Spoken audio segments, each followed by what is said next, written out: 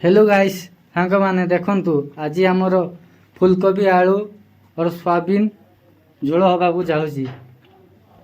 एठी आम बिलाती धनिया पतर पियाज कटाई रखाई आउ कढ़ार तेल एठी गरम होउची रिफाइन तेल पानी रू सोयाबीन छणाई रखागला। एटा तो आम किचन घर वर्तमान पाई सोयाबीन तेल पड़ा एबे टिके भजा हब सोयाबीन को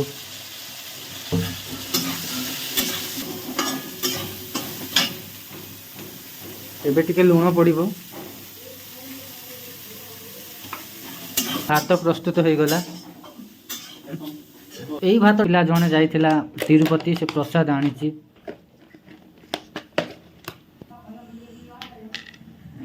तो सोयाबीन भजा सरी गला। एबे थाली की खुला जाउची। आउ थोड़े कढ़ाई तेल पकईबा 50 ग्राम।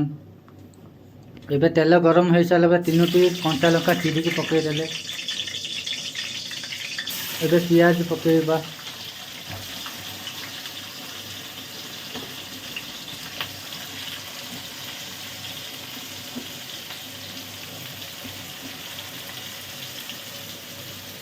पियाज पकई सारा पर टिके आम घांटी दबा टिके मौलिया छाड़ी दबा गोटे मिनिट। ये आम कोबी सिझिकी प्रस्तुत हो जाइए। टिके लंका गुंड पकईबा। एबे पेस्ट दीटा पकईदबा। ये पेस्ट दुकान में मिलूँ 5 टका नका गोटा पेस्ट। यही पेस्ट ना है जिंजर गार्लिक। एबे टिके घांटी दबा मसला को।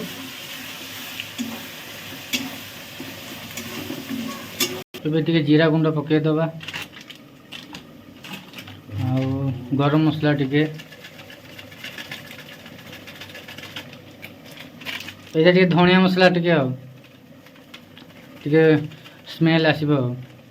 एबे बिलाती मसला टिके पकईदबा।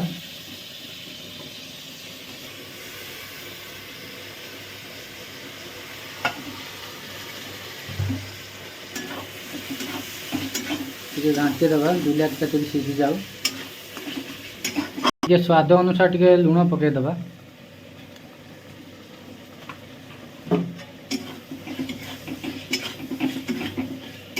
रेडी हो जाइए।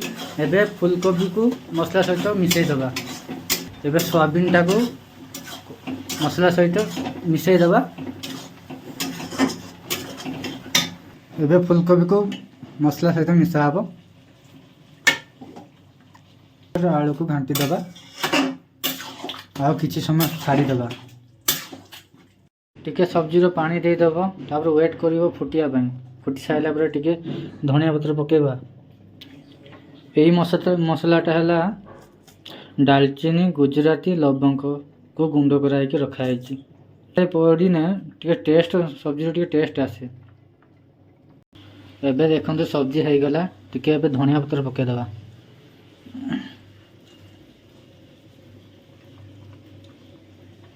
धनिया पत्र पकई सारा पर टिके आम सब घांटी दबा।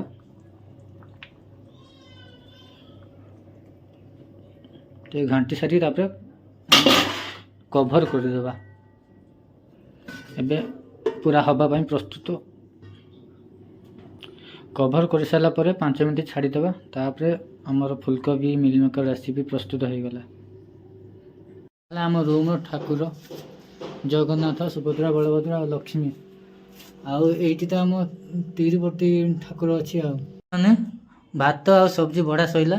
आम ए खाई ड्यूटी जावा। सब्जी केमती है कमेंट करी कह।